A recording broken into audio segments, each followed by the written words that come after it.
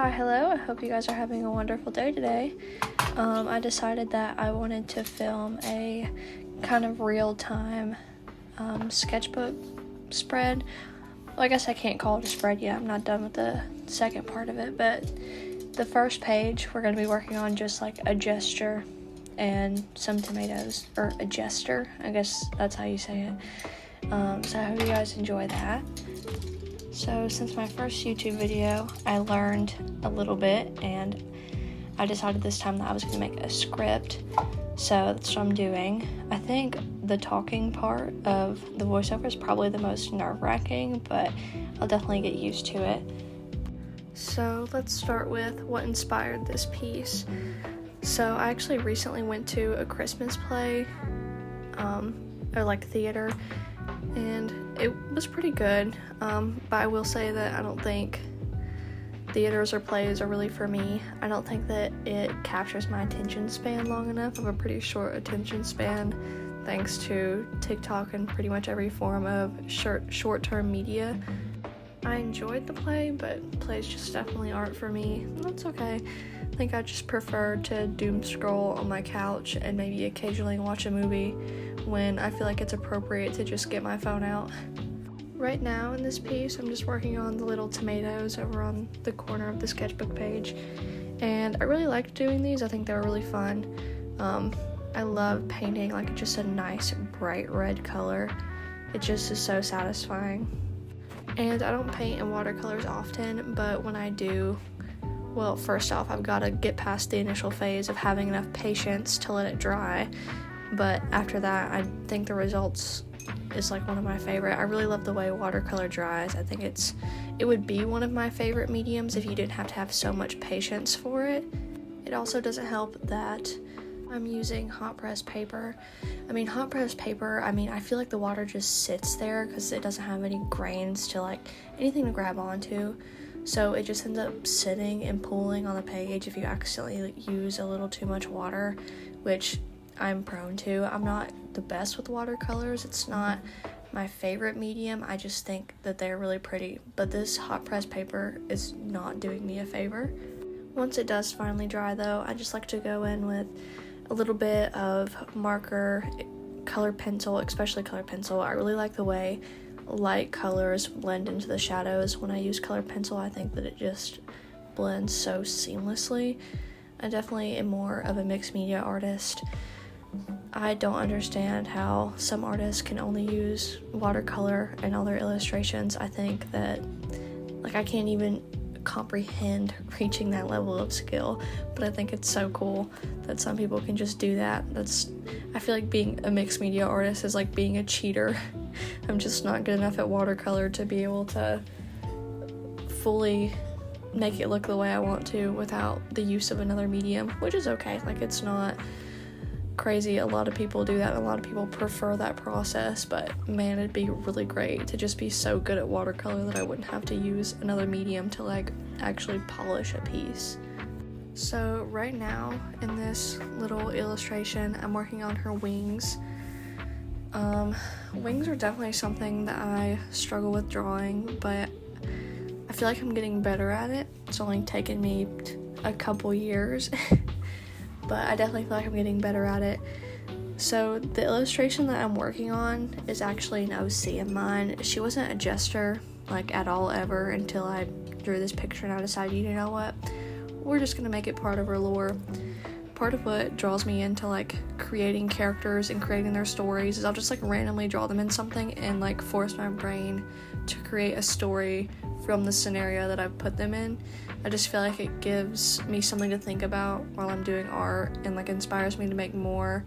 Sometimes I get bored because I feel like my art is a little flat without a story, but I'm not a writer, so I don't want to write a story, so I just think of one while I'm drawing. It keeps me interested, and I don't know, just gives me a new way to interact with a piece and think about it and think about what I could possibly do for the next piece.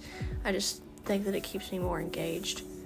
I actually reached into the depths with this OC. It's been so long since I've drawn her. The original story is pretty much the plot line of any story I've ever had for any characters. I'm a sucker for a good sapphic, like, woman knight that saves a princess. That's basically what this is, just with fairies.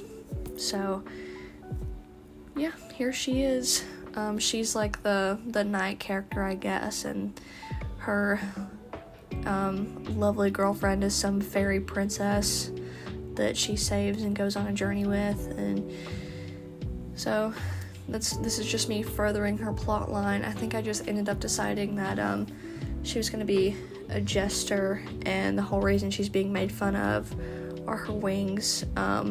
The whole part of the plot line was supposed to be that she was some sort of like fallen angel, but now I think I'm going to make it a point of like, maybe it was something for her to be embarrassed about, so she ends up being a court jester, and maybe the princess finds beauty in something that the rest of her kingdom doesn't find beauty in, and they run away together, something sweet and cute.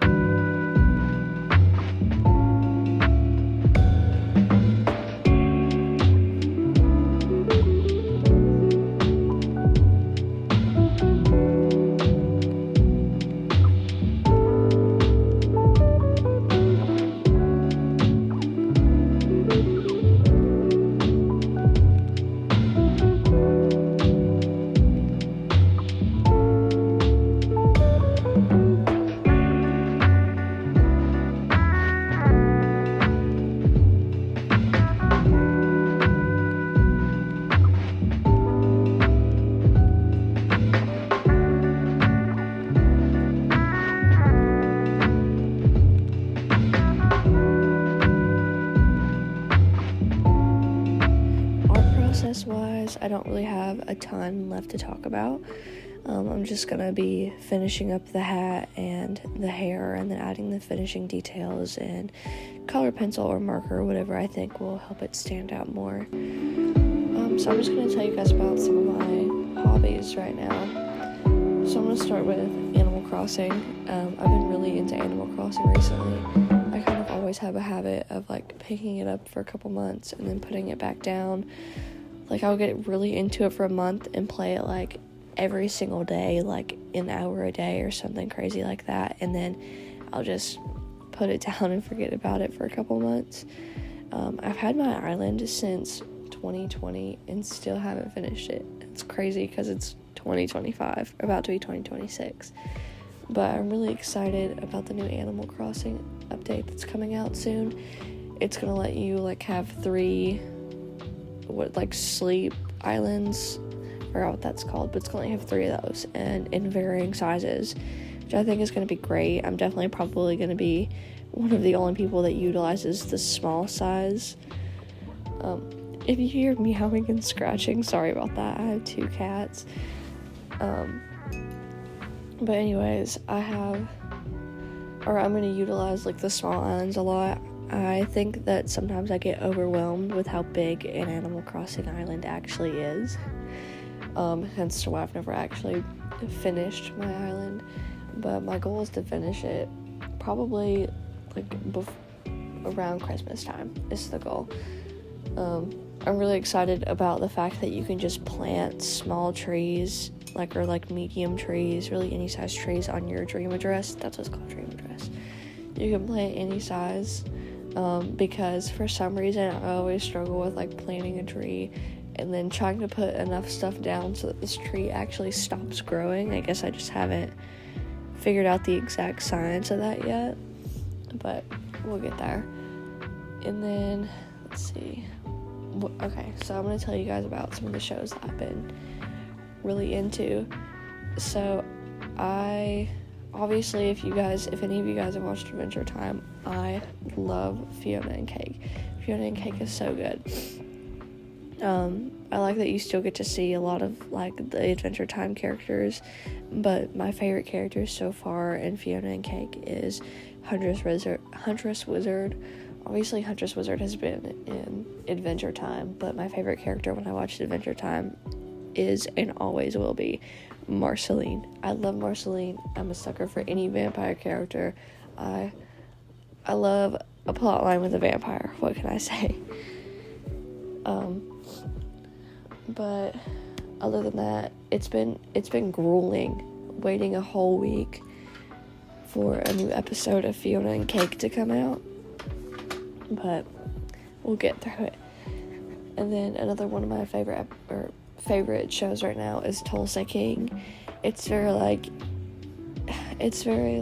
strong, mobster man who hates pronouns for some reason, but it's so good. It's so good. It's one of my favorite shows right now.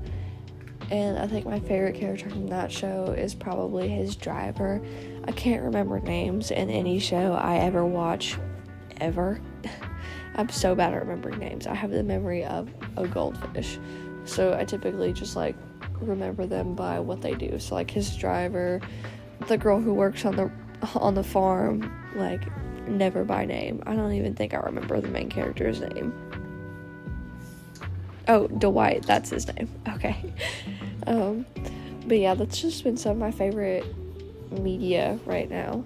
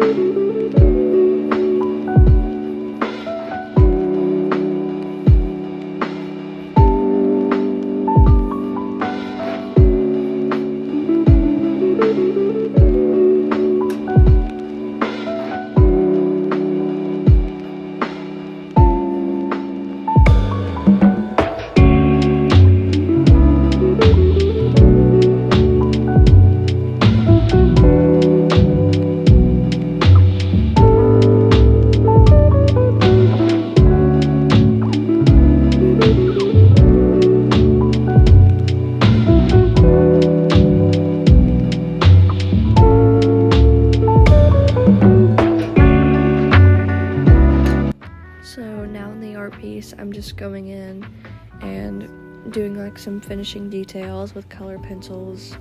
I think these tomatoes turned out pretty cute. I forgot to line them and I didn't realize until after.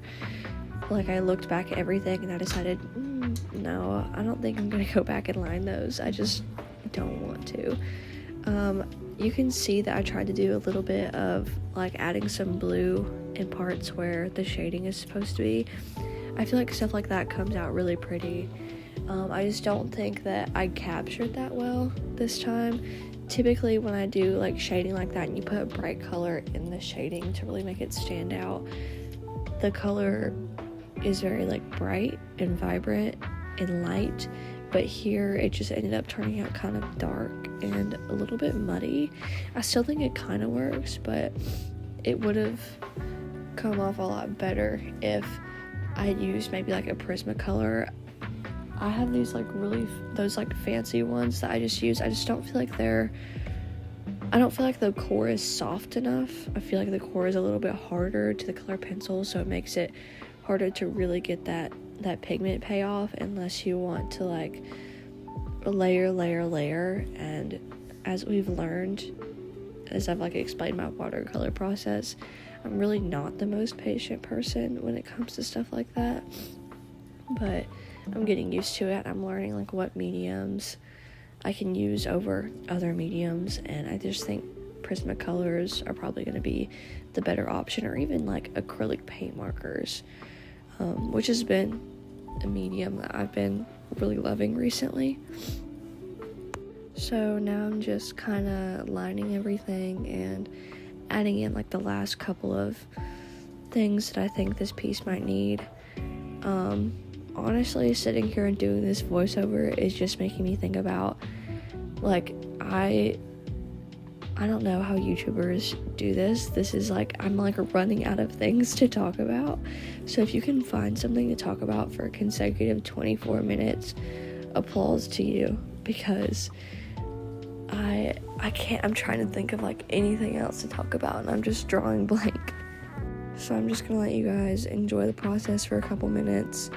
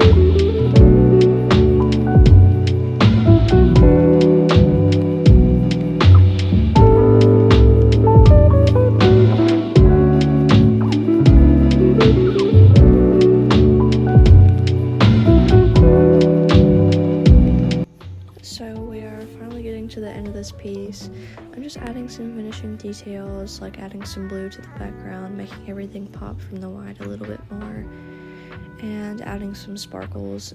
Honestly, adding sparkles is my favorite way to like finish off a piece. I just feel like it has such a magical feel. I love everything to do with fantasy and magic, so I just feel like adding sparkles really just sends everything right where it needs to be. It makes the atmosphere look bright and pretty. So it's just how I finish pretty much every piece. But I really appreciate you guys sticking around. I had a lot of fun doing this, and I think if anyone wants to like put themselves out there and start YouTube, they just should, because I was really nervous, but I feel like the more I do it, the less nervous I get, actually. So I just think if you want to try it, you should. Let my nervousness be like a beacon of hope for you, that you should just put yourself out there.